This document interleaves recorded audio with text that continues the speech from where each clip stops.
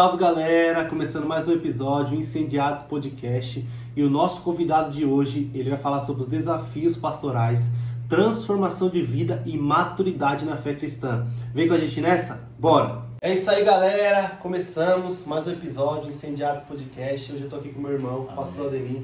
Como é que o senhor tá? Na paz? Graças a Deus, na paz. Bom te receber aqui, glória a Deus por Prazer isso. todo meu. Amém.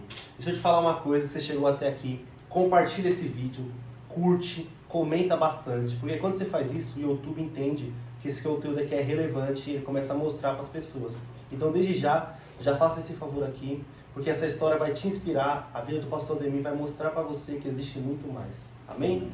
Meu pastor, como é que foi seu dia? Como é que Bem, foi? graças a Deus, estudando, como sempre, Estudando bastante? bastante. Eu gosto de estudar. E sim, estudar o quê? A Bíblia, eu passo o dia lendo a Bíblia, lendo livros, Lê bastante. muito, Bom, isso é bom. muito. Se for na minha casa, você vai ver a minha biblioteca. A biblioteca é estante. Sim, relativamente grande. Então eu gosto. Muito bom a leitura. Eu diria que 80% do meu tempo é lendo. 80%? Bastante, hein? Lendo. Os outros é fazendo a obra fora de casa. Muito bom. Como que, já para começar um pouquinho diferente, já que você falou da leitura, Bíblia e livros. Sim. Como que você administra essa leitura? Entre a Bíblia e o livro? O que você mais lê? Como? A Bíblia, ela eu costumo dizer que a Bíblia ela tem que fazer parte do nosso dia a dia, né? Então é um livro que faz parte da nossa vida. O cristão que não lê Bíblia, para mim, não é cristão. Não conhece Deus? Não conhece Deus, porque não existe outros caminhos de se aproximar a Deus, a não ser pela Bíblia, né, que é a palavra de Deus, e pela oração, né, que é o que eu falo muito lá na igreja, que Bíblia e oração, isso não pode faltar na vida de um cristão. Então eu não conheço outro caminho. Agora, livros eu gosto de ler porque livros inspiram, né? Abre um leque. Às vezes você está ali, como diz o pastor Cláudio Duarte, na caixinha do nada, você está lendo um livro, daqui a pouco vem uma mensagem na sua cabeça. Né? Então você extrai bastante. Além de melhorar muito o nosso conteúdo, né? O pastor tem que ler muito. Abre um leque, né? Abre um leque. Eu estou perguntando isso porque no meio da igreja existe um pensamento que ou é só a Bíblia e os livros não têm valor nenhum nessa parte. Pelo contrário. E obviamente também que os livros não se comparam à palavra revelada na Bíblia, Sim. mas eles também têm uma importância na nossa caminhada. Né? Com certeza, e principalmente os livros que você vê que tem coerência com a Bíblia, né? Principalmente esses. Né? Principalmente esses. Então tem um repertório bem grande na minha casa. Glória a Deus. Pastor Ademir, estou conhecendo ele hoje. Amém. Eu gostaria que o senhor se apresentasse, né? Quem é o pastor Ademir e já contasse um pouquinho de como foi a sua história de conversão, como você conheceu Jesus, como é que foi isso? A história é longa? É longa. Bom, o pastor Ademir tem duas histórias, uma antes e uma depois de Cristo. Tudo longo. Né? Uma antes e uma depois. Hoje é um pastor renovado, um pastor transformado, na qual ama a obra do Senhor, gosto do que eu faço, não é fácil, mas gosto, amo, mas para chegar até aqui tive que passar por um estreito, passar por um caminho bem estreito. A minha conversão ela é muito engraçada, apesar de ser triste, né? Que como diz o ditado popular, né? Se não vem pela dor, pelo amor, vem pela dor. Né? E no seu caso funcionou esse ditado aí? Funcionou porque eu vim pela dor, né? Vim pela dor. Eu tenho um histórico muito... Hoje eu diria que é um histórico rico, porque serve para ajudar pessoas, né?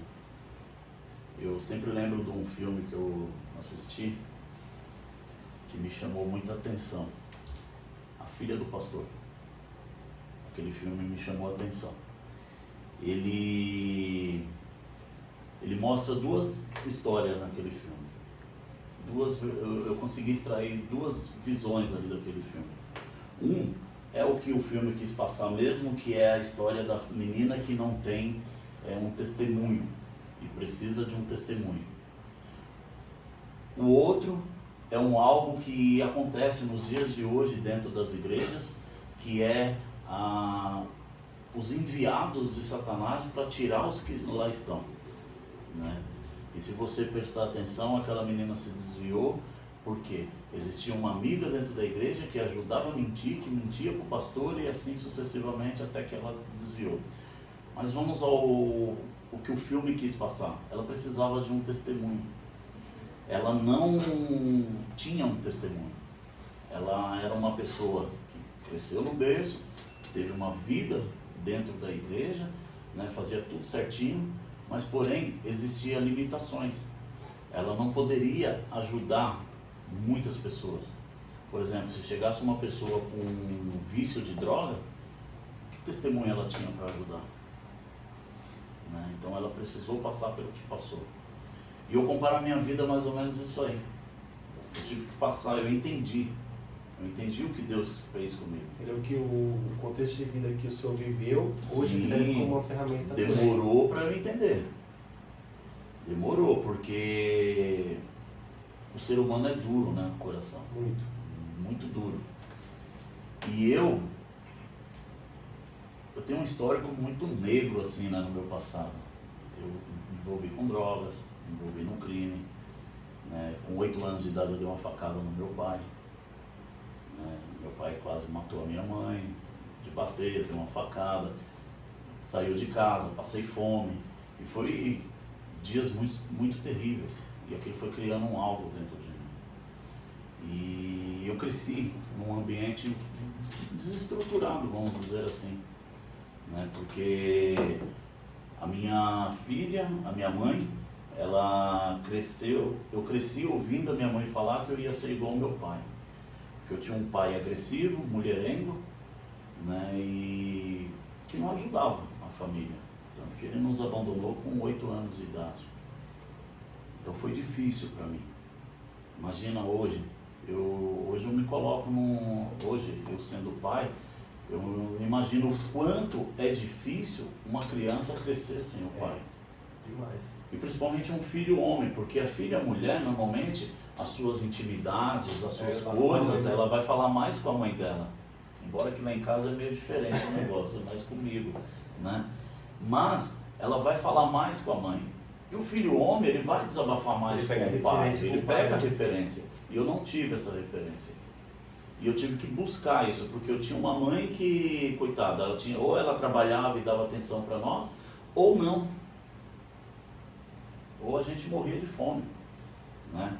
Então, a minha mãe não tinha muito tempo para ensinar certas coisas, para dar atenção. E aí eu fui para o mundo, para buscar informações no mundo. Aí essas informações foi dolorosa, porque aí eu me envolvi com drogas, me envolvi com crime. Foi difícil, né? Porque eu passei muito tempo na minha vida envolvido com isso. Andei com muitos traficantes, cheguei a ter até uma influência, né, no meio do crime. Não me envolvi com facção nenhuma, mas gastei muito dinheiro com droga. Se for calcular hoje, atualizar, cerca de uns 400 mil. Muito dinheiro, hein? Isso em uma semana. Rapaz, como é fácil aí, né? Uma semana sem dormir. Enfiado dentro de um prostíbulo, fechado lá dentro, num prostíbulo, usando droga dia e noite. Era o nariz escorrendo sangue e usando drogas. Então, isso pra mim, e foi desenvolvendo algo ruim dentro de mim, porque eu me tornei uma pessoa agressiva. Eu nasci com um problema de saúde. E esse problema de saúde, ele me dava, assim, como que eu posso dizer? Ele mexia muito comigo, né? Eu fui muito humilhado. Quando eu me envolvi com mulheres, eu era humilhado. Porque eu nasci com um problema no órgão genital. Eu nasci sem um canal da urina. Eu fiz 7 cirurgias para reconstruir o canal da urina. E essas cirurgias, elas eram dolorosas, machucava, você ia perdendo, imagina, cortar, você perde e tal, e foi alterando todo o processo, todo o órgão genital. E as mulheres, elas não entendiam o problema que eu tinha passado, e nós vivemos uma fase difícil, né?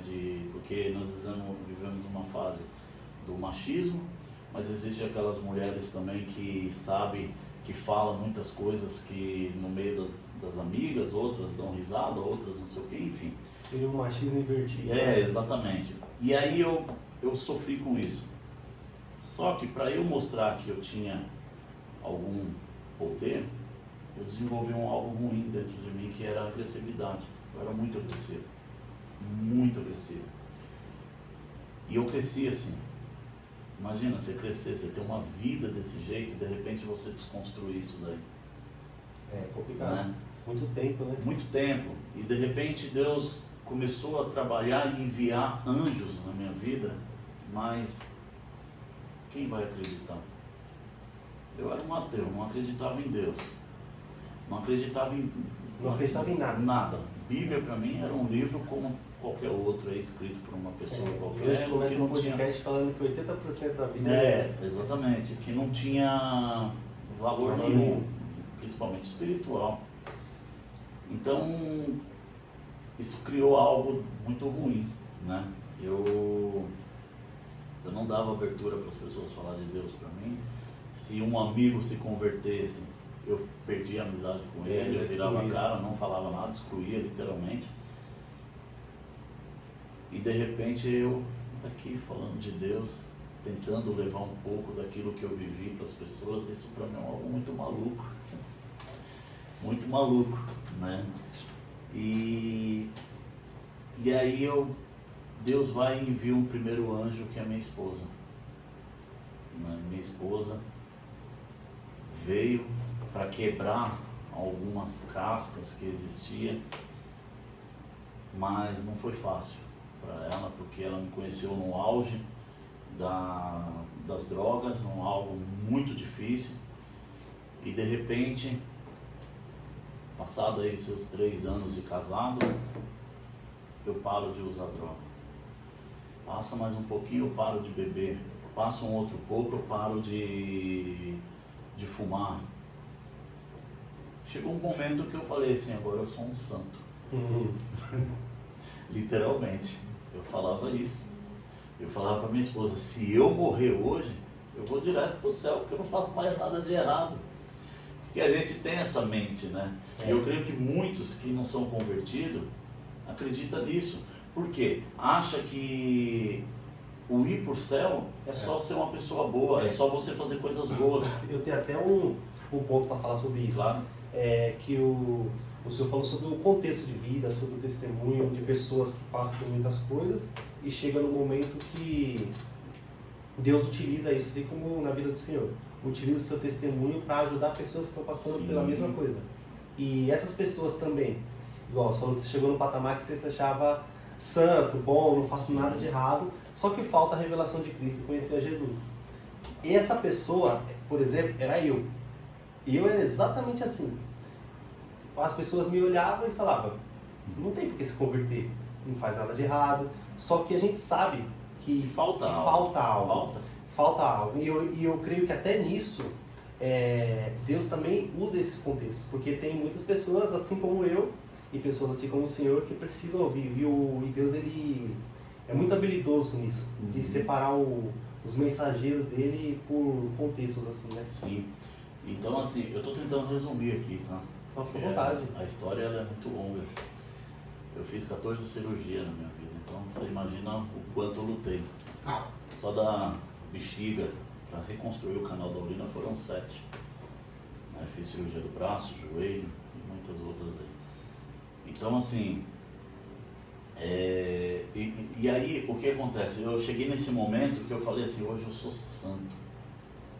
Só que eu era o santo que agredia a esposa, não fisicamente, mas com palavras, que eu nunca bati na minha esposa, graças a Deus. Existe uma coisa aqui, vou falar aqui para vocês ouvirem. Eu sou casado há 25 anos, já tem 30 anos que eu estou com a minha esposa. Nunca traí minha esposa e nunca agredi ela. Mas eu fazia algo pior do que agredir fisicamente. Era verbalmente. Era verbalmente.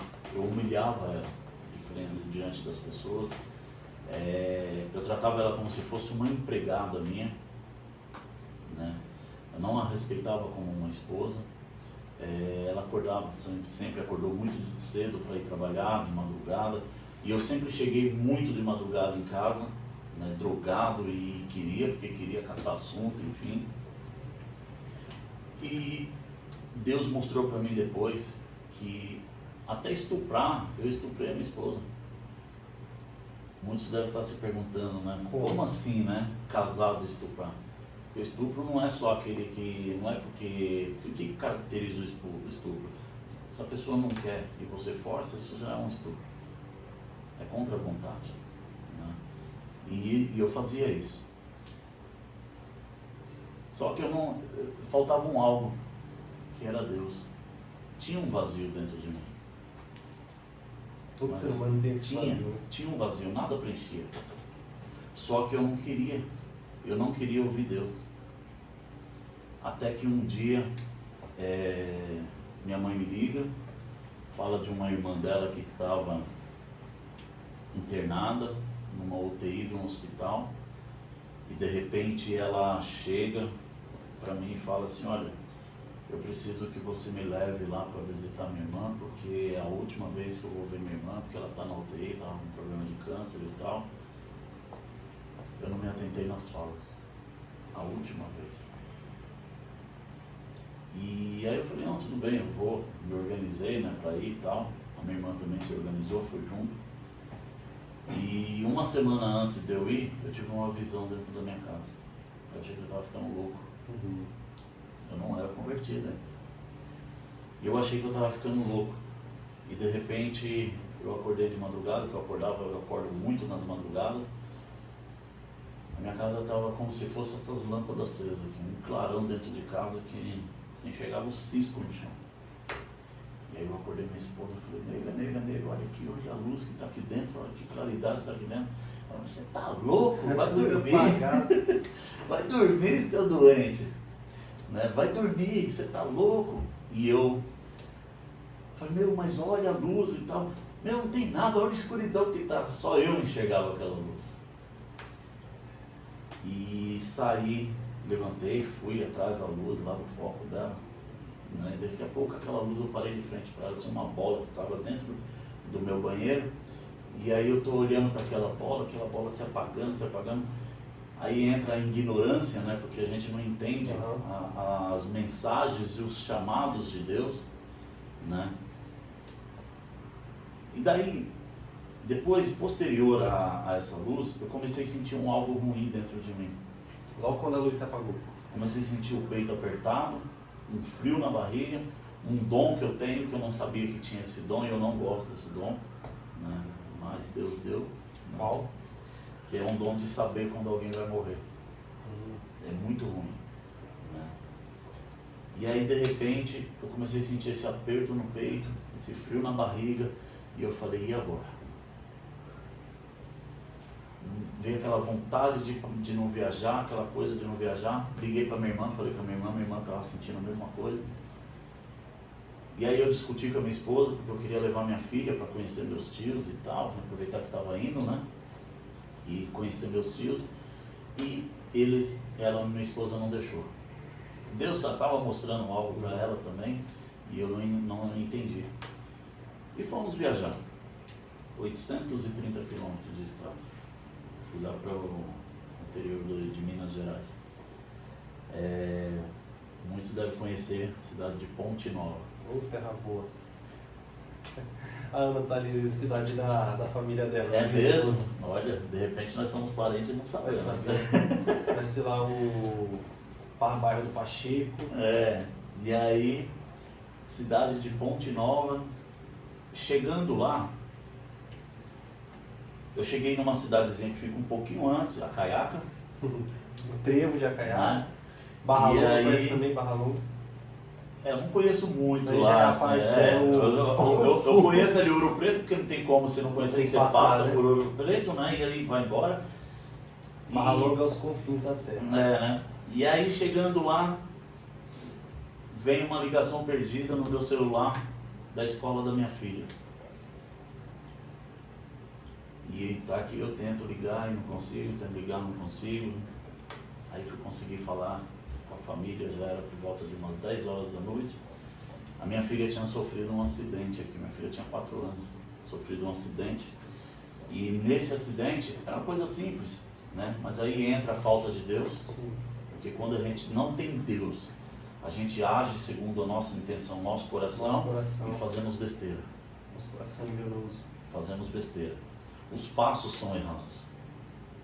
Né? Por mais que você não esteja mais envolvido com isso ou com aquilo, conforme eu falei aqui, mas os passos são errados. Né? E aí eu olhei para minha mãe e falei: mãe, vou embora agora. Minha mãe: não, vamos embora, porque eu fiquei sabendo que minha filha estava internada. Só que as pessoas tentaram mentir, falando: não, ela está bem, não aconteceu nada, mas ao invés de falar que tinha acontecido, que não era nada grave, né, e tal, não corria nenhum risco de morte nem nada, muito pelo contrário. Não, mentiram. Aquilo fez com que eu me desesperasse, que eu viesse embora. Meu irmão, eu saí de lá por volta de umas 10, 10 e meia da noite, e eu ia chegar aqui, para ir eu gastei... Às 10 da manhã, né? Que é umas 12 horas, então, para ir eu fiz em umas 14 horas, que eu fui bem tranquilo. Se fosse no mesmo ritmo para voltar, mais ou menos daí eu para mais. Eu ia chegar aqui umas 6 horas da manhã. Eu vim voando na estrada. E aí eu tinha um problema de saúde que eu não sabia que eu tinha. Quando eu passei por Três Corações, eu apaguei no volante. A 170. Eu estava correndo muito. Apaguei no volante. Saí da pista, bati numa galeria fluvial, acabou com o carro. Minha mãe morreu na hora. Minha irmã ficou 25 dias na UTI. Eu saí do carro andando. A mão de Deus, mais uma vez, a gente não enxerga. Eu saio do carro andando, uma pressão no peito, né, que eu quebrei esse osso, quebrei costela, tive um corte profundo nos cílios e tal, enfim. E minha mãe, eu vi minha mãe morrendo. Ali foi o pior momento da minha vida. O mundo acabou ali para mim. A partir de então, as coisas começaram a regredir. Aquilo que estava evoluindo para bom, começaram a regredir. Porque eu comecei a pensar em voltar para as drogas, eu comecei a procurar a morte. Eu sabia onde que eu ia encontrar confusão e alguém, sei lá, de repente um louco sacava uma arma, dava um tiro em mim e acabava com o meu problema ali. Eu tentei subir em prédio, eu trabalhava no centro ali do lado do edifício Itália, e é fácil você subir no terraço Itália, e eu subia, eu falei, vou subir, vou me jogar. E acabar com o problema. Acabar com o problema, mas não tinha coragem. Eu não tinha coragem de tirar a própria vida. Mas tinha coragem de arrumar um problema, um cara sacar uma arma e dar um tiro em mim e acabava com o meu problema. E quando eu costumo dizer que Deus, quando Ele tem um propósito na nossa vida, Ele vai cumprir aquele propósito. Queira você ou não, Ele vai cumprir. Se você dificultar, Ele vai usar a marreta. Né? É como diz ali Jeremias, né, que ele levou a casa do oleiro e ele mostrou para Jeremias como ele trata com carinho para construir o vaso, né? Através do barro, como ele conserta uma rachadura com carinho, mas desde que você permita. Se não quer, não faz de novo. Senão ele usa uma marreta para quebrar, para moer, e aí ele constrói. Aí vem o vaso novo. Comigo foi assim. Porque eu não entendia o chamado de Deus, mas de repente aconteceu na minha vida de uma forma doída. Deus, eu imagino que Deus deve ter falado assim: você não quer vir de um jeito? Então peraí que eu vou moer um pouquinho mais aqui. E foi lá na ferida, né? Vamos dizer assim. E aí eu, nesses processos, eu tenho um casal de amigos que nós crescemos juntos há muitos anos, nós nos conhecemos. que é o William e a Alcione. E a Alcione, ela começou a fazer um projeto na casa dela que chamava Projeto Família Feliz, né? E veio me convidar. Cara, eu acho que eu fui tão ignorante com ela que eu nem respondi pra ela. Ela entendeu o recado. Não tinha como. Ela entendeu o recado, ela falou, bom, o convite está feito, se você sentir, você vai, a casa é sua. E é um casal que eu amo muito, que me ajudou muito. Essa família eu tenho um carinho muito grande, né? Eles que resolveram toda a burocracia do enterro da minha mãe e tudo, enfim. O William foi me buscar na cidade, é um parceiraço meu. E aí, eu mal sabia que Deus estava enviando ali um segundo anjo. Tipo assim, Deus falou, ó, estou te dando uma nova oportunidade. Estou abrindo... E até então, nessa etapa aí, ainda não acreditava em nada de Deus. Imagina. Nem perto Pelo contrário, eu ainda falava assim, se Deus existe, então por que deixou minha mãe morrer? Né? A gente vai com aqueles apontamentos, né? Mas nós esquecemos... Apontando Deus que não existe. Exato, porque na verdade assim, o que acontece? A gente esquece que, eu falei outro dia até na igreja, que existem algumas coisas que Deus permite que aconteçam. De repente, não é para tratar aquela pessoa, é para tratar quem está do lado. É verdade. E tem pessoas que Deus vai permitir que é retirada do convívio nosso aqui da terra, para que outros sejam salvos. Sabe? Eu acredito nisso. Porque se não for dessa forma, muitos não vão. Muitos não entendem. E comigo foi assim. Ó, essa conversa que nós estamos tendo aqui, eu demorei anos para falar tranquilamente.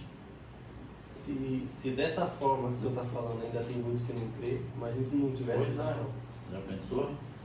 Então assim, e aí Deus enviou o pastor Ederaldo, né? O pastor Ederaldo que no começo deu vontade de arrancar o pescoço dele. Pensa num cara bruto, conhecendo um pastor cheio de amor, cheio de compaixão, e um outro ignorante querendo dar um burro nele. Eu não fui no primeiro encontro assim, tão rápido, né? Eram 7 semanas. Esse encontro é o que a moça te convidou. É um projeto que é um projeto evangelístico, né? Vai lá, faz um estudo da palavra e tal, ora e fala de Deus, enfim. E ainda existe esse projeto? Então, esse projeto ele era no Avivamento Bíblico, né? Sim. Hoje, no nosso caso, nós temos lá o grupo pequeno, né? Que nós somos nos lares, são os GPs, né, que a gente chama. Que a gente está até querendo mudar esse nome também. Que Papeji. E assim, nós estamos com dificuldade de voltar aí, por causa depois da pandemia deu uma bagunçada, mas nós vamos voltar. E o que acontece? Aí Deus pegou e mandou, enviou esse anjo, esse segundo anjo, né? E num primeiro momento, eu não fui, cara. Eu fui pra academia. Eu fui pra academia. Melhor fazer força. Cara, eu fui pra academia porque até então eu tinha problema de saúde, como eu falei, eu tava com diabetes, eu não sabia que tinha diabetes.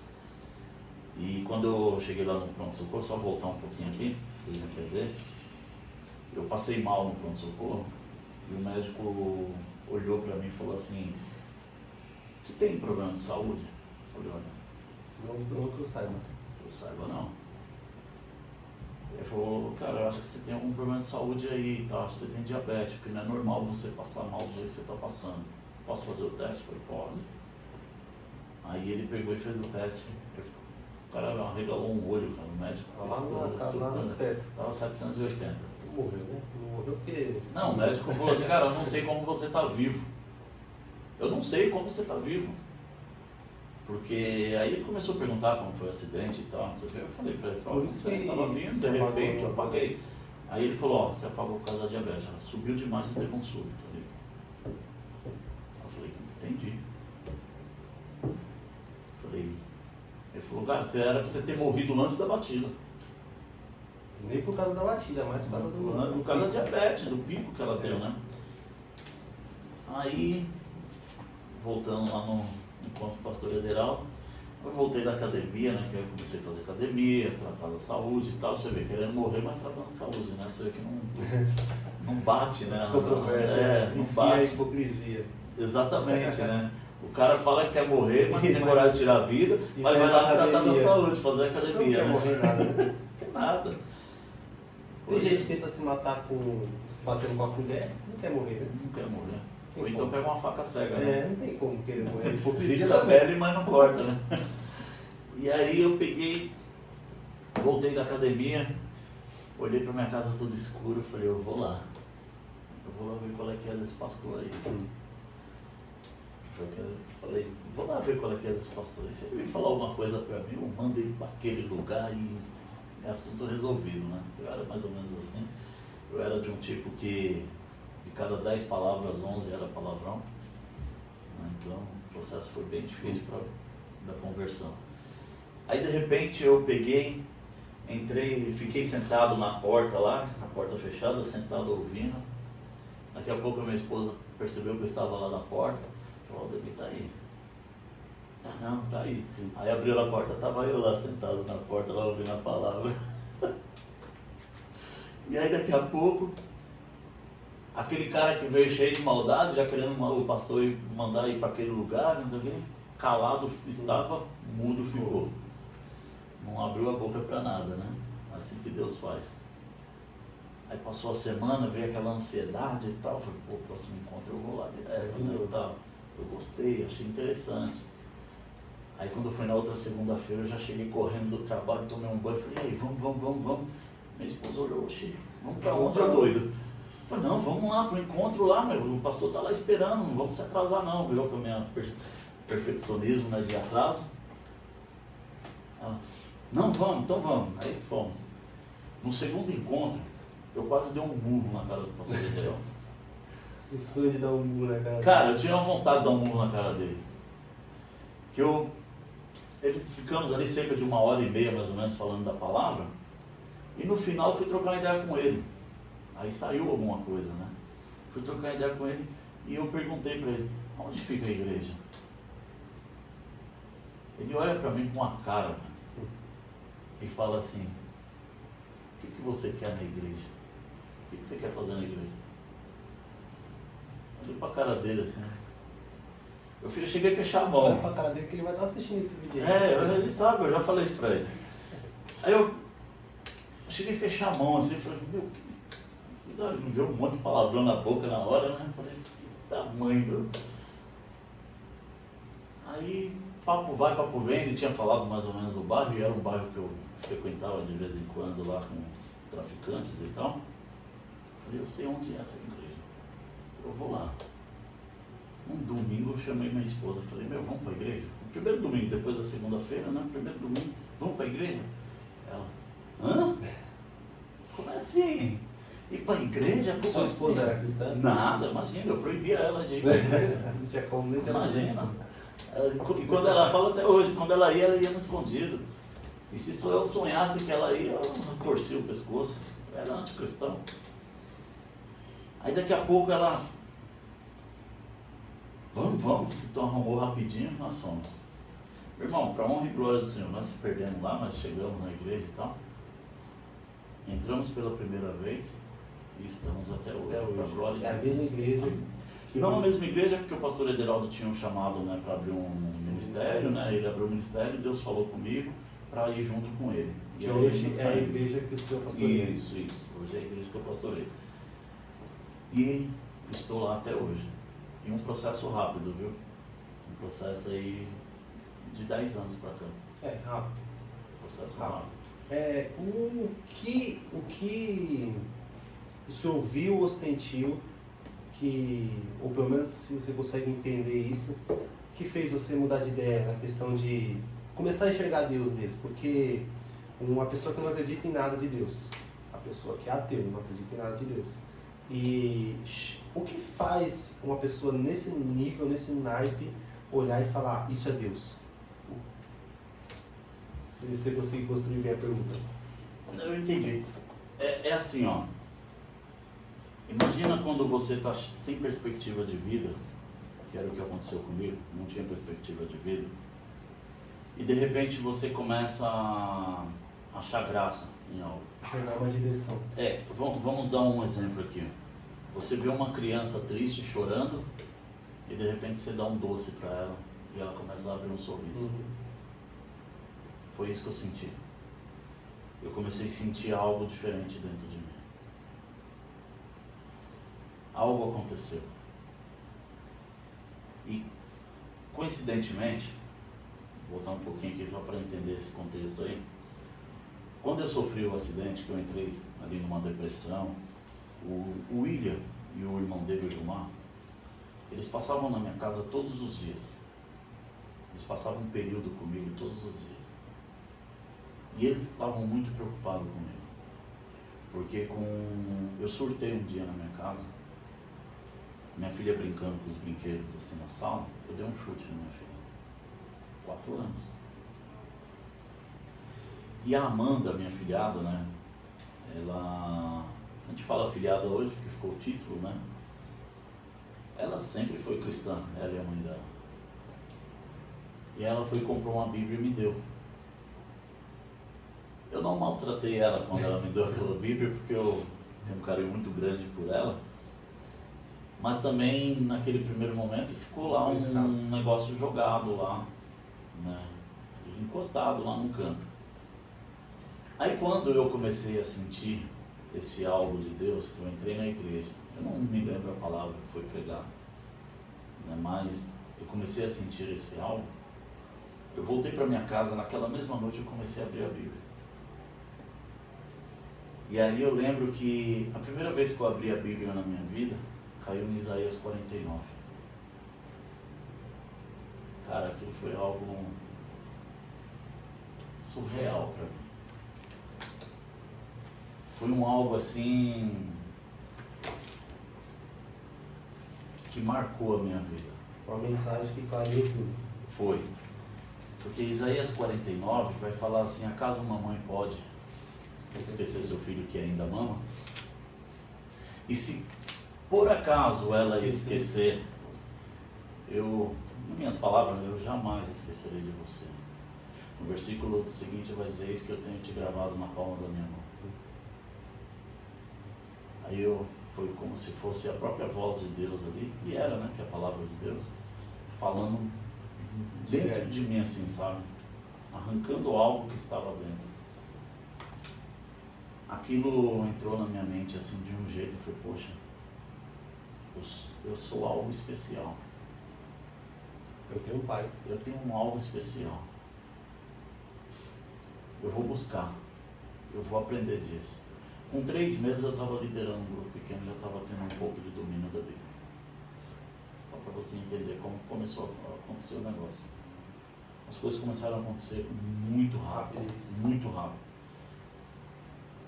E eu mergulhei na Bíblia. E daí para cá eu mergulho todos os dias. Todos os dias. Eu costumo dizer, eu falei outro dia na igreja, não há hipocrisia. Se você for na igreja e perguntar para algumas pessoas, elas vão te responder. Normalmente, se uma pessoa chegar na minha casa, assim, sem avisar, sem nada, normalmente ela vai me encontrar no meu cantinho, estudando a Bíblia, ou lendo um livro, ou preparando uma palavra. Todo o tempo que o senhor gasta é fazendo algo desse tipo. Se eu estiver na minha casa, é o tempo todinho ali, nem televisão ligo. O senhor continua bruto ainda, só que agora pro lado da Bíblia. Agora bruto pro lado da Bíblia. Agora pro lado da Bíblia. Muito bom.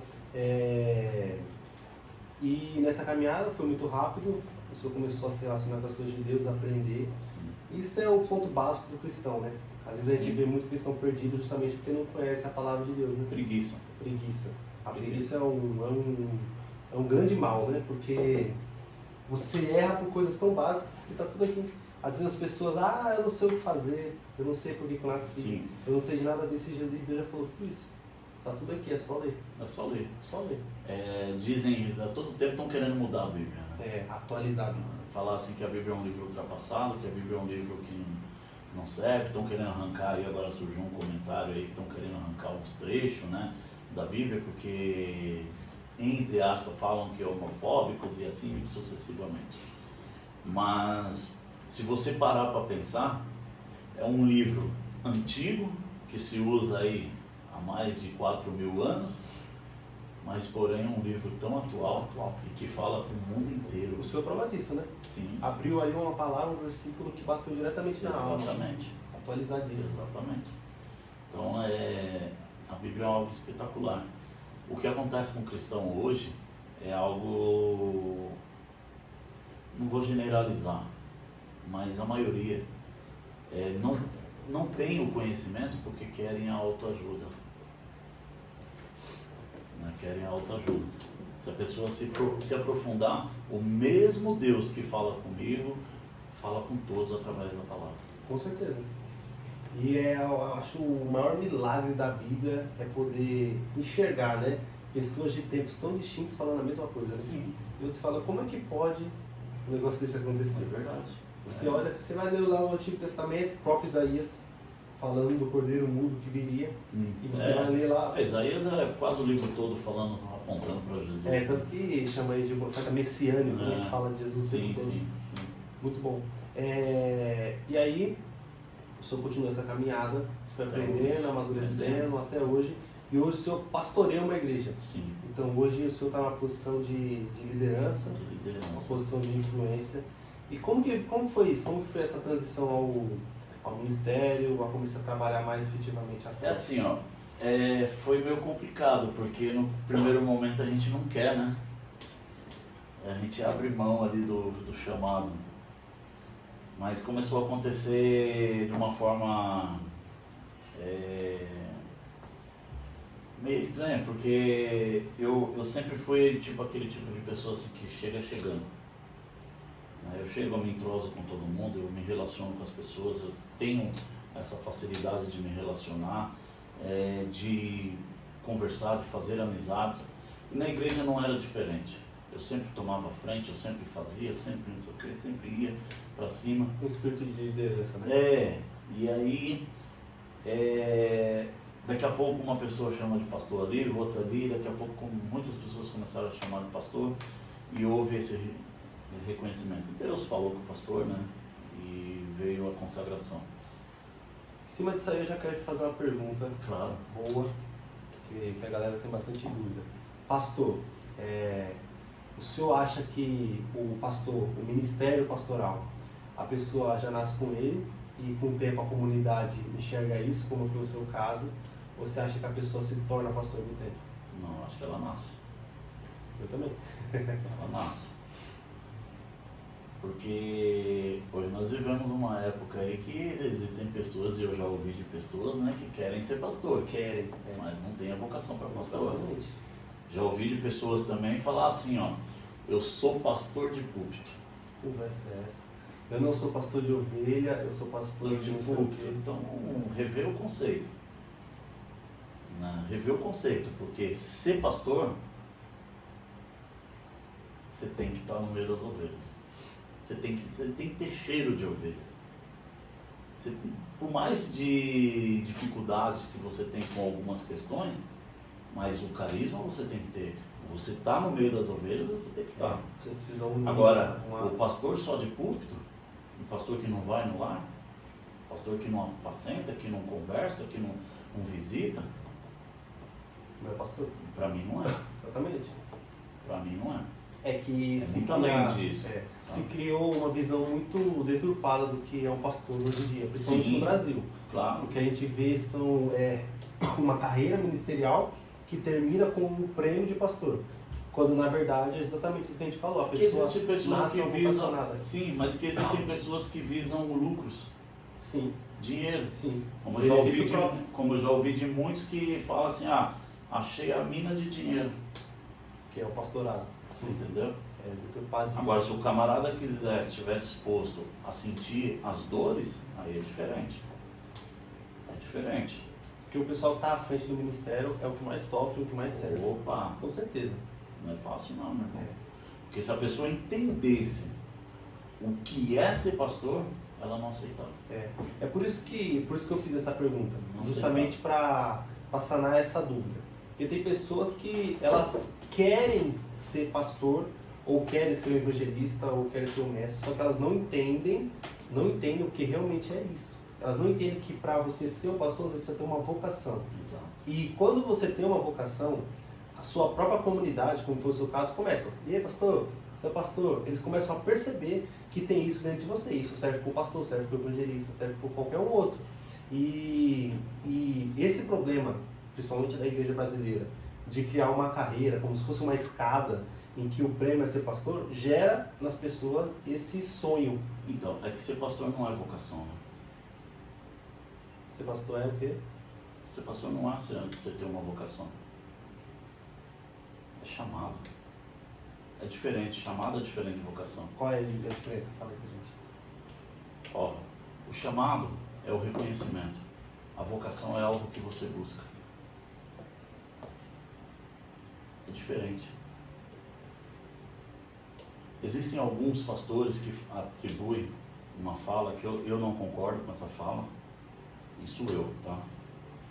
Fala assim, ó, o pastor, ele é isolado, o pastor ele luta sozinho. Luta sozinho, o pastor não tem amigos. Eu não concordo com essa fala. Nós temos amigos. Mas existe algo que acontece com o pastor que ninguém sabe. O pastor é o cara que sofre, que chora sozinho, que na maioria das vezes não tem ninguém do lado dele para ouvir. Ele não tem uma pessoa que ele possa confiar para desabafar. Ele sofre sozinho, ele leva as pancadas sozinho. Na maioria das vezes a família dele sofre porque é dentro de casa que impacta. As madrugadas que chora, ninguém está vendo. Então por isso que eu falo, quem quer ser pastor, repensa. Mas porque é difícil, não é fácil. Com certeza. Esse pessoal que o senhor falou que como é que chama? Que o pastor luta sozinho, não seria pensando justamente nisso? Sim, mas existe algo que eu não concordo. O pastor não tem amigos. Todo mundo tem amigo, né? Quer dizer, ou teria que ter, né? Então nós estamos contra a palavra. Se Jesus, quando mandou os discípulos ir, ele mandou de 2, para que se um caísse, o outro segurasse, sustentasse, ajudasse. Não deixasse cair no Então buraco. não é para você fazer nada sozinho, não é para você seguir sozinho. A obra de Deus não é feita Não dá, não tem como. Não tem como. Se o cara falar que ele é independente, ele está mentindo. Não tem como. Então assim, você precisa ter pessoas do seu lado que você confia, mas existem coisas que você jamais pode falar. Isso vai morrer com você.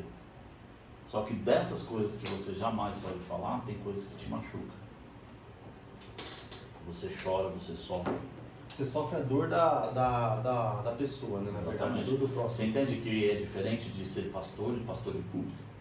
É porque isso não existe, na verdade, né? Pastor de púlpito não sofre, não sente dor. Não é pastor. É exatamente isso. Você entendeu? Então, é porque as pessoas buscam um título e o título não quer dizer nada sobre o que você realmente Não é. quer dizer nada. Uma pessoa pode ser pastor sem um título de pastor. Exatamente. Ela pode Então, o dizer pastor tem assim. que ter cheiro de ovelha, tem que sofrer, tem que chorar. Chorar com os que choram e se alegrar com os que se Se alegram. alegra. Eu sempre me deparo muito assim, eu falo assim, hoje eu estou no meu momento Jeremias. Porque Jeremias tentava passar informação, tentava passar a mensagem, tentava mostrar para o povo que o caminho estava errado, mas o povo continuava no caminho errado.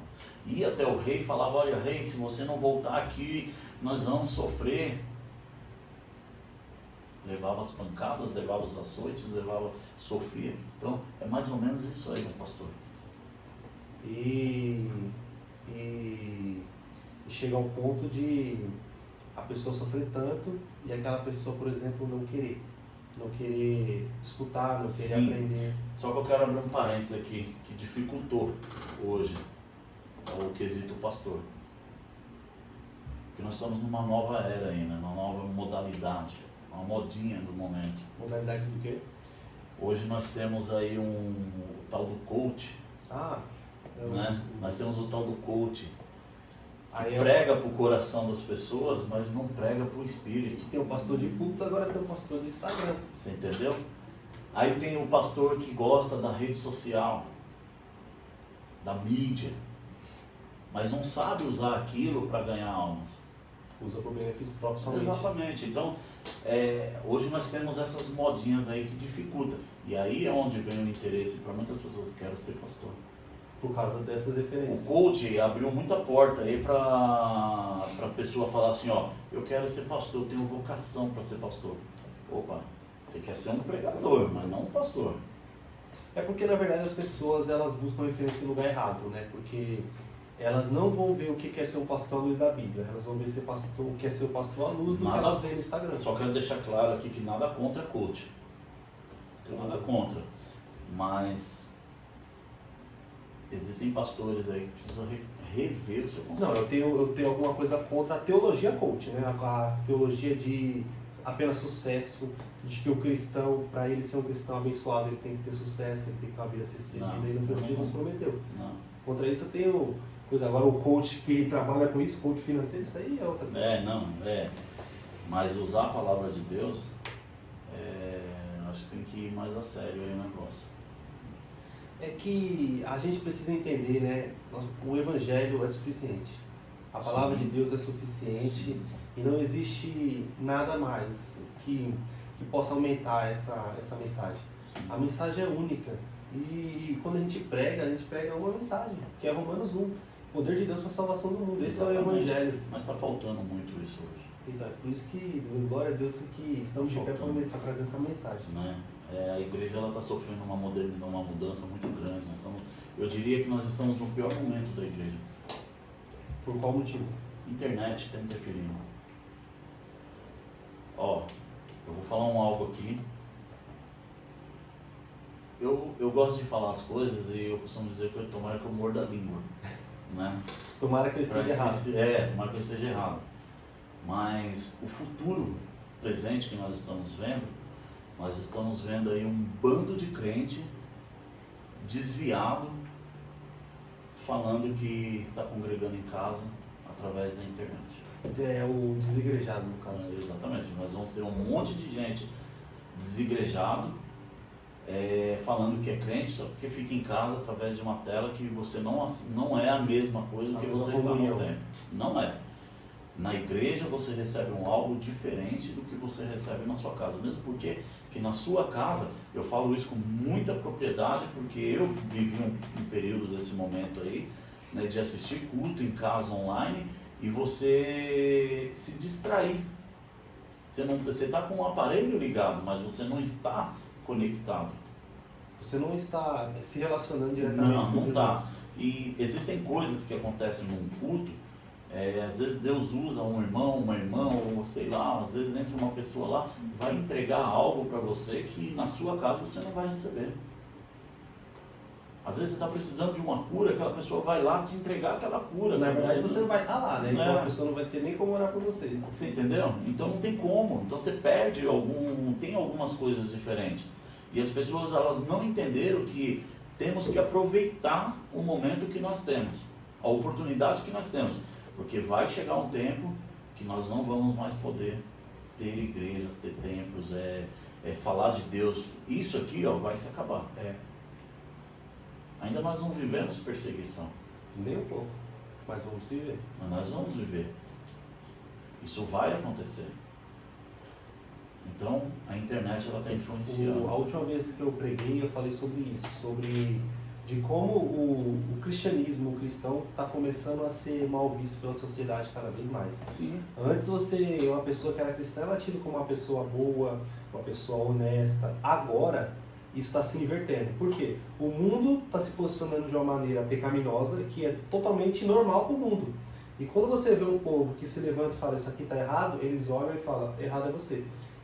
Sabe o que acontece? Eu falei outro dia lá na igreja, eu sempre falo algumas coisas na igreja, né? E eu falei numa palavra que eu estava ministrando, não me lembro qual, que antigamente, eu lembro que quando eu era pequenininho, que andava com meu pai pela rua, você identificava o crente somente pelo andar dele. Ele não precisava estar com Bíblia na mão. Porque você identificava o crente pela forma dele se vestir, pela forma dele falar. Não identificava. Você falava ali, o cara é crente. Né? Então você sabia.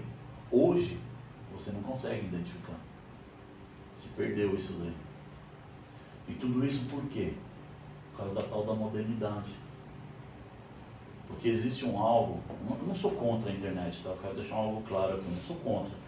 Né? Porque às vezes as pessoas, eu sou meio radical. Se fosse contra, ele nem vinha aqui, né? Às vezes as pessoas acham que eu sou um cara contra, que não sei o que, não. Eu tenho algumas restrições para minha vida, tem coisa que eu nem adianta que eu não vou fazer. Sabe? Eu não vou fazer, ficar gravando vídeo, essas coisas, não é no meu perfil. Né? Mas sou a favor. Para usar para o bem é bom. É que a gente vê que esse vídeo vai chegar em pessoas que talvez elas vão mudar a vida dela, vai se render a Cristo, não sei, mas vai tocar em alguém. Então para isso é bom. Mas existem limites. Na minha opinião, existem limites. É igual mais ou menos com a relação do cristão com o mundo em si, né? Sim. Que igual Jesus fez uma oração, né? Não ora para que vos tire do mundo, mas que os livre de todo mal. Igual, a gente está inserido no mundo. A relação do cristão com a internet, eu vejo que é mais ou menos isso. A gente inserido no mundo, porém não se contaminando com ele. Então, aí você falou algo interessante. Romanos 12 vai falar o quê? Ide contra o mundo. Transformar pela inovação da mente. Vá na contramão do mundo. Mas tem muitos que estão indo na mão do mundo. Exatamente. Aí que está o problema. Tanto no mundo quanto na internet. E está usando o título de cristão. Existem pessoas que estão trazendo o mundo para dentro da igreja. Existem igrejas, não vou generalizar, mas existem algumas igrejas que, para atrair pessoas, está tendo momentos. Mas e o avivamento? Onde está? Cadê o papel da igreja no mundo? Exatamente, transformar o mundo, chamados para fora, né? Isso é a igreja. Mas não de fora para dentro. O papel se inverteu. A igreja, ela está sofrendo. Por isso que eu falo que está no pior momento. Ela está sofrendo. Porque muitas igrejas estão se adequando e está perdendo a sua característica. Perdendo a característica. Então, assim, aquilo que era reconhecível, hoje já não está sendo mais. Está se tornando igual, vamos dizer assim. Hoje, eu tenho uma opinião sobre isso, sobre a igreja, como as pessoas da igreja se comportando no mundo. Sobre como eu vejo hoje, como antigamente isso funcionava e hoje em dia ter perdido um pouco a força. Nós temos feito muitos evangelismos na rua, né? Treinando para muitas pessoas Sim. diferentes. E eu tenho notado que a visão das pessoas com a igreja é exatamente aquela. A igreja está começando a ser mais odiada. Muitas e muitas pessoas, elas têm uma visão muito deturpada do que realmente é a igreja. Do que realmente elas acham que a igreja, por erro, por mau comportamento dos próprios cristãos, sim, que plantaram isso no mundo, plantaram isso por conta de erros, de tratamento com pessoas, plantaram nas pessoas um sentimento de não entender o que é a igreja. Então hoje, quando você fala na rua, você fala o nome igreja, automaticamente as pessoas já falam, eu não quero. Eu percebo isso a cada momento. E se a gente chega numa conversa parecendo que é de uma igreja, por exemplo, a gente nem consegue conversar com essas pessoas mais. Está se criando, né, uma barreira, né? Na verdade já se criou faz tempo. Mas por quê? Justamente por isso que eu estou te falando. A igreja está perdendo a sua característica. Por quê? Primeiro porque existem os interessados. As pessoas que usam o nome de Deus para enriquecimento ilícito. Pessoas que se escondem atrás da Bíblia. Pessoas que se diz cristão que deveria dar exemplo, que só dão mau exemplo. Aí nós vamos partir para dentro do templo. Que eu acho um absurdo isso. Sabe? Tudo bem que a Bíblia nos dá esse respaldo, fala que dentro do templo vai ter de tudo. O trigo e o joio vai crescer junto. Ok? Mas quando a pessoa se fala cristã, por que eu não falo com o irmão do lado? Por que eu não dou a paz para o irmão? Por mais que tenha acontecido um problema, por mais que tenha acontecido uma discussão, Por mais que tenha, sei lá, eu me chateado com você, ou você comigo, ou vice-versa, sei lá. Mas o que impede, no nome de Deus, eu não dar a paz para você, eu passar por você e nem olhar na sua cara? Aí eu te falo, o crente, ao invés dele ser exemplo, ao invés dele dar exemplo, porque o nosso exemplo não é dentro do templo. É fora, exatamente. A nossa luz não tem que brilhar dentro do templo. A nossa luz tem que brilhar lá fora. Na escuridão. Porque quando nós chegamos lá fora, lá, o que as pessoas vão falar da gente? Exatamente. Aí quando uma pessoa de repente visita a igreja e começa a enxergar algo, tudo bem que não é o lugar perfeito. A igreja não é o lugar perfeito. Deveria se ser, mas não é. Desde que igreja é igreja, não é o lugar perfeito, né? Mas deveria ser um lugar melhor. Eu já ouvi de pessoas, de convites que eu fiz, e pessoas falam assim, eu ir para a igreja, eu ser crente para ser igual fulano, para ser igual Beltrano. Dá a entender que eles não conseguem enxergar Deus na igreja. Exatamente. Não enxerga transformação. Porque os de dentro não tá dando um testemunho de transformação. E aí eu te pergunto, por que não está dando transformação? Por que não está dando esse exemplo? Porque está faltando Bíblia, está faltando oração, está faltando conversão, está faltando comunhão com Deus. Está faltando a realidade de que realmente é Deus. Exato. Então assim, se nós não mudarmos o nosso modo de pensar, o nosso modo de agir, olha, ao invés de nós trazermos pessoas para a igreja, nós vamos afastando. E na verdade é exatamente isso que está acontecendo. Nós estamos exatamente nessa fase, porque a igreja fez muito isso. Em vez de atrair as pessoas, a gente retraía justamente por conta do, não estou falando generalizando, mas Sim, o mau comportamento existem bons bons cristãos, mas o mau comportamento de pessoas, de cristãos, que eles o pessoal no mundo, por causa dessas pessoas que você fala, chamou o cara para você crente igual você, aí ele fala assim, não tem Deus na igreja. Isso é um absurdo. Exatamente. Porque a pessoa olha assim e não vê Deus na gente. Então a gente percebe que o caráter cristão, ele vai muito além de tudo. E quando você é uma pessoa reta, uma pessoa idônea, uma pessoa que ama Jesus mesmo, as pessoas percebem como o senhor falou, no andar, no conversar, nos exemplos. E a gente viu que a igreja errou muito nessa parte. E erra ainda. E isso construiu essa cultura. E agora nós como igreja, nós estamos diante dessa cultura. O mundo não quer ir para a igreja. Na verdade, ele não quer nem ouvir falar. Eu falei outro dia para uma pessoa, não sei se eu falei na igreja, mas enfim, eu sei que eu falei. Os pastores hoje, eles têm um trabalho diferente do que eles tinham há uns anos atrás. Os pastores, há um tempo atrás, eles pregavam uma mensagem sempre visando ganhar vidas. Sim. Hoje, nós pregamos uma mensagem tentando manter as vidas. Que estão lá. Você entendeu? Tentando manter as vidas. Por quê? Justamente por causa dessa carnalidade que existe dentro da igreja. O povo hoje é muito melindroso, né? Muito. Você tem que tem certas pessoas, você tem que pisar em ovos para falar. Aí é onde estão as dificuldades de pastor. Porque chega a ser engraçado, né? Porque você... Exatamente isso. A igreja de Jesus, a igreja bíblica, a igreja apostólica, a vontade desses caras era ganhar alma, era ganhar vidas. E era isso que eles faziam. E hoje a gente vê que tomou-se o lugar da gente fazer uma manutenção daqueles que já tem. Exatamente. E tomar o máximo... contar os que estão perdendo. Tomar o máximo de cuidado, porque às vezes se você falar que gosta de preto e ela falar que gosta de branco, ela já não quer mais. E aí você arruma uma confusão, porque a pessoa vai falar que você é racista, que você é isso, você é aquilo, não entende o contexto Hoje da não história. pode nem cantar alvo mais que a neve. Não, imagina. Então. Você vê. Então é onde a gente está chegando. Existe essas dificuldades. Reformular o hino da Santa Ceia agora. Então assim, cara, é gostoso, mas está ficando difícil o negócio. E vai ficar pior. Muito pior. Vai ficar pior, porque cada vez mais as coisas estão pior.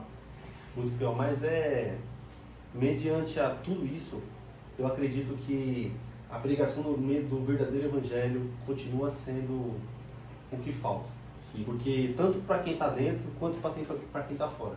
Porque não tem como uma pessoa se converter sem ouvir o verdadeiro evangelho. Ó, você quer ver uma coisa, um fato interessante? A carnalidade das pessoas, ela está chegando tão além que, se por algum motivo acontece um mover de Deus dentro da igreja, e esse mover, por uma coincidência, é no final do culto, e provoca aí um atraso no término do culto, passa 10 minutos, 5 minutos, 15 minutos, o camarada grita, cara. O camarada acha ruim. Ele não entende que vidas estão sendo curadas. Ele não entende que pessoas estão sendo libertas. Ele não percebe nenhum mover no momento. Não percebe. Ele só pensa no ir embora.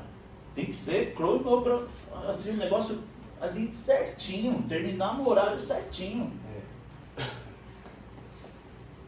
E o tempo E é aí eu dos vilões, né? pergunto, qual o exemplo que um camarada desse está dando dentro da casa dele? Sabe? Qual o exemplo? Então, assim, aí entra aquela questão. Vai chamar atenção para ver. Sai o cara, sai a família, sai a esposa, sai o filho, sai todo mundo da igreja. Você vê, a gente não pode chegar ao ponto de negociar a mensagem Não dá, para não fazer, tem como. fazer a manutenção desse povo. Porque se o povo não quer ouvir, a mensagem é essa. E nós não mudaremos a mensagem para manter o povo ali. Ó, tem um pastor que ele falou algo um dia desse, um pastor bem conhecido, eu não vou falar o nome, porque não tenho Todo mundo autorização. querendo saber o Eu não vou falar o nome. Um dia nós estávamos conversando e ele chegou e falou assim, olha, quem quiser falar comigo, vem aqui, a igreja está aí, a porta está aberta, quem quiser entrar, venha. Quem não quiser, paciência. Por quê? Cansou, cara. Existem coisas que a gente só falta dar pirueta em cima do púlpito e o camarada ainda não entende.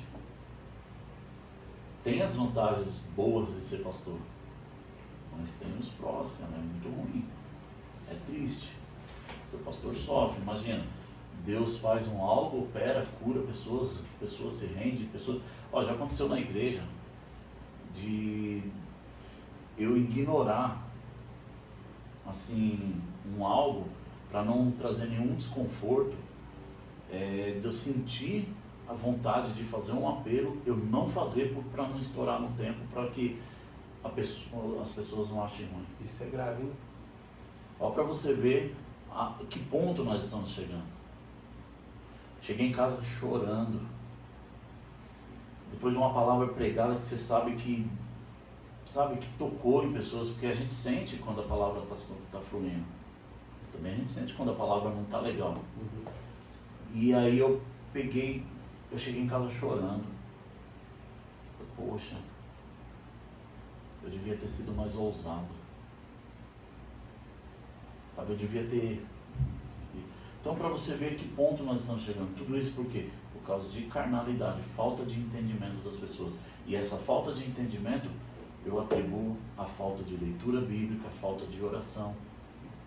Ó, quer ver como as pessoas oram? Eu não sei lá na sua igreja. Vou falar pela minha. Marca oração. Um culto de oração na igreja, 1 horinha só. Ficar 1 hora orando, falando com o Pai. Conta quantas pessoas vão aparecer. Poucas. Não aparecem.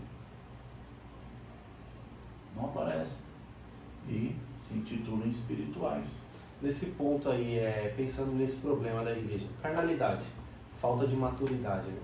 E quando a gente vê, por exemplo, Efésios 4, que fala sobre o pastor, fala que o trabalho do pastor é fazer com que eles alcancem o pleno conhecimento de Deus, né, a estatura lá, tudo isso.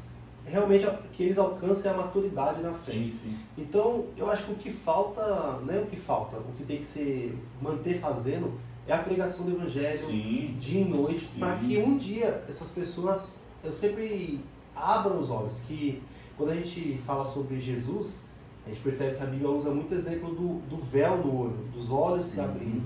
E o que a gente percebe que falta no cristão é justamente os olhos se abrirem e eles reconhecerem quem é Jesus. E eles só vão reconhecer quem é Jesus por meio da palavra de Deus. Sim, mas existe um algo aí. Existe um algo. Você já viu aquele ditado assim, ó, que junta a fome e a vontade de comer? É mais ou menos isso que precisa acontecer. Não, você falar que falta um posicionamento da pessoa que está ouvindo, né? Porque assim, ó, se você, a palavra ela tem que ser pregada. Isso eu tô falando a nossa parte, na nossa parte. Isso é indiscutivelmente. A parte do pastor, no caso. Indiscutivelmente. Só que o pastor não está com a ovelha 24 horas. Ele não está dentro da casa da ovelha 24 horas. Agora, o período dentro da igreja, eu falo igreja, eu não gosto, eu falo isso direto lá em casa, lá na igreja, eu não gosto de usar o título igreja, porque igreja é eu, é você. Templo. O período dentro do templo é muito pouco para a pessoa se alimentar espiritualmente falando. A palavra que é pregada ali, um exemplo, 40 minutos, 50 minutos, 1 hora, é muito pouco. Vai durar no máximo até terça. E olhe lá. Vai lá. Porque se o cara está reclamando do horário que passou, não durou nem 5 minutos. Não durou nem até o fim do domingo, até o Faustão. Você entendeu? Então, assim, é muito pouco. Esse complemento, eu costumo dizer que, assim, eu tenho que chegar no templo cheio para uma gota transbordar. Só que o problema é que as pessoas estão chegando vazias e saindo vazias. Por quê? É muito pouco o tempo que tem de palavra dentro da igreja, é muito pouco. E se você abre mais um culto, as pessoas não vão, porque vão reclamar que é muitas coisas dentro da igreja. Mas quando estão em casa, fazer o dever de casa, elas também não conseguem fazer o dever de casa. Eu preguei no Dia dos Pais uma palavra lá na igreja, direcionada para os pais. E falei muito sobre o sacerdote. Muitos pais entenderam o que é sacerdote, mas só na parte que é da autoridade, só na parte que é da palavra final, só na parte que é para decidir.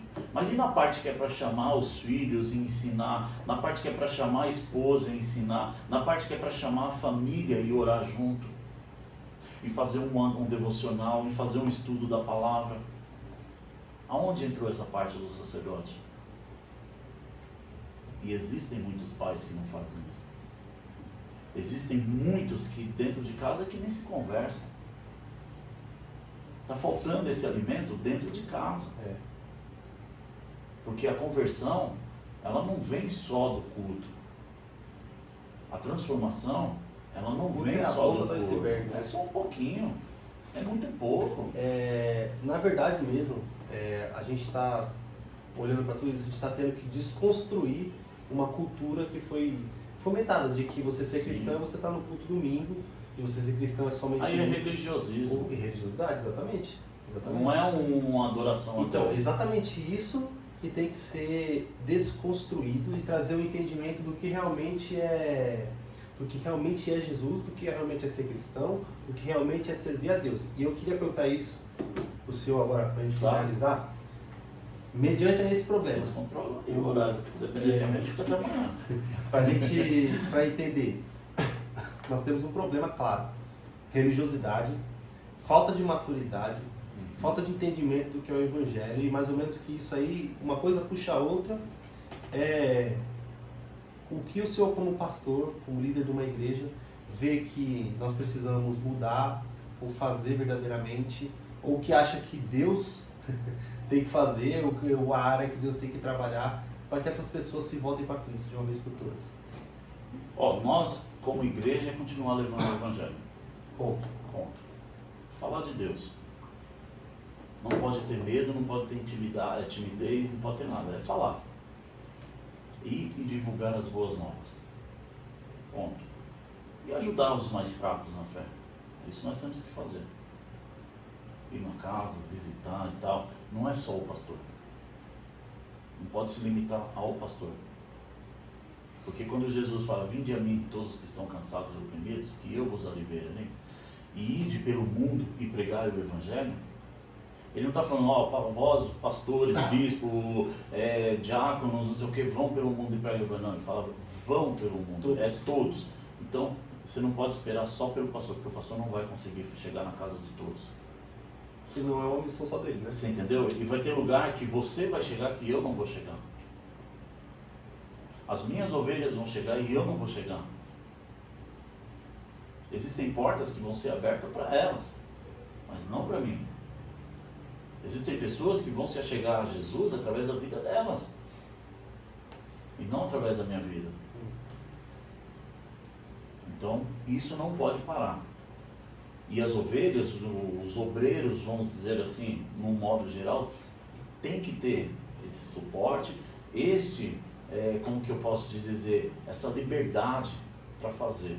Ele entender que eles já foram mandados para fazer. Desde que haja vontade, fervor no coração. Porque eu quero só abrir um parênteses aqui. Existe algo que me preocupa, que se chama assim, hoje é uma palavra, uma frase que é assim, hoje eu tenho que ir para a igreja, como se fosse uma obrigação. Cai na religiosidade de novo. Você entendeu?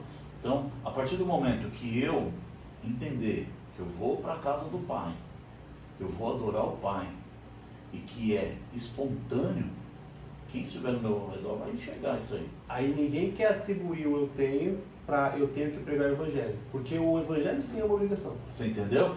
E você não precisa abrir a boca para falar isso. E ninguém abre isso. Você já faz espontaneamente. Não, e ninguém acorda assim, eu tenho que pregar o Evangelho hoje. Existe um problema. Existe um problema. As pessoas elas precisam entender que eu não posso só depender de fulano, beltrano, ciclano. Eu também tenho que ter a minha iniciativa. Exatamente. O pastor ele teve paciência para me ouvir porque eu fui um cara chato. Eu grudava na orelha. Pastor, onde você vai pregar? Eu vou com o senhor. Eu vou com o senhor. Eu vou com o senhor. Não, mas não precisa. Não, eu vou. Eu quero aprender. Hoje eu sinto falta de pessoas assim. Sinto falta. Hoje você convida uma pessoa para ir lá, a pessoa, eu não posso, eu estou cansado, eu não sei o quê. Tem 1001 desculpas. Eu até discutia com a minha esposa, outro dia a gente estava conversando sobre isso, que quando a minha filha ficava doente, ela até falava assim, eu não sei tanto quanto você por sua culpa. Porque quando a Tamires ficava doente, só você ia para a igreja e eu tinha que ficar com ela em casa. Mas não era obrigatório, sabe? Era uma coisa que acontecia naturalmente. Então, isso é o quê? Fome, vontade de Deus. Está faltando isso nas pessoas hoje. Irmãos, você quer ser um grande empresário? Você tem que andar com um grande empresário. Você quer ser um grande evangelista? Você tem que andar com um grande evangelista. Você quer ser um grande pastor? Você tem que andar com um grande pastor. Você quer ser um grande pregador da palavra? Você tem que andar com um grande pregador da palavra. Boas referências. Você tem que ter. Tem que ter. Mas para isso não é algo que eu tenho que impor. Isso é algo que as pessoas têm que nascer dentro dela. É a vontade. A fome. Né? E aí é o que eu volto naquela palavra. Junta a vontade com a fome. Você entendeu? Então, se eu não tenho fome e não tenho vontade, como que eu vou fazer? Aí fica difícil para você introduzir nas pessoas. Porque se a pessoa tem a mentalidade de que ela vai para a igreja, porque ela tem uma obrigação, como que vai crescer o evangelho? Como que vai crescer a obra? E você quer ver uma coisa tão engraçada? Isso não sustenta a pessoa. Né? Não sustenta. E você quer ver algo engraçado? Eu tenho falado muito isso lá na igreja. A coisa está se banalizando de uma forma tão, assim, está num algo tão preocupante, que as pessoas já não se preocupam mais com o quesito finanças da igreja. Elas não se preocupam mais. Você pode ver, a maioria das igrejas está passando por um problema financeiro. A maioria. Por quê? Se você pegar lá num quadro de membros, você tem lá, vou chutar aqui um exemplo aqui, 200 membros, 50 dizimistas. Poucas pessoas contribuem. Porque poucas entenderam. As outras não entenderam. Mas por que não entendeu? Porque não tem a fome de conhecer. Não lê, não busca, não ora. E tá tudo aqui, né? Tá tudo aí. A partir do momento que as pessoas entenderem, abrir o coração e querer, e ter fome, e buscar, Deus manifesta. ou e como? E como? Nós vamos mudar a história do mundo, se isso acontecer. Pela renovação na nossa mente. Vamos mudar a história. Exatamente. É isso aí. Pastor, eu queria te agradecer por esse Eu que tempo. agradeço. Te agradecer por poder contar a sua história, Amém. contar seus desafios aí. E finalizando esse episódio aqui, diante desse problema, dificuldade da igreja, que vamos finalizar esse episódio com um pedido, porque tem assistido, que ore por isso. Sim. Se posicione em prol do verdadeiro evangelho e tenha fome por Deus. Que em toda a história, a fome e a sede pela presença de Deus, é isso que Deus responde. Deus não responde à eloquência, Deus não responde a saber falar bonito, Deus responde à fome e A sede. Bíblia fala pela que a presença. letra mata o homem, né? Isso que vivifica. E, então é isso. Galera, vocês chegaram até aqui, um grande abraço. Que você curta esse vídeo, compartilhe e saia daqui mais maduro. Se você se enquadrou em nenhum desses exemplos que o pastor deu aqui, bora viver, pregar o evangelho, levar boas novas. E lembre-se sempre, você acabou de ser incendiado pelo amor de Jesus. Um abraço Aleluia. e até a próxima. Deus abençoe.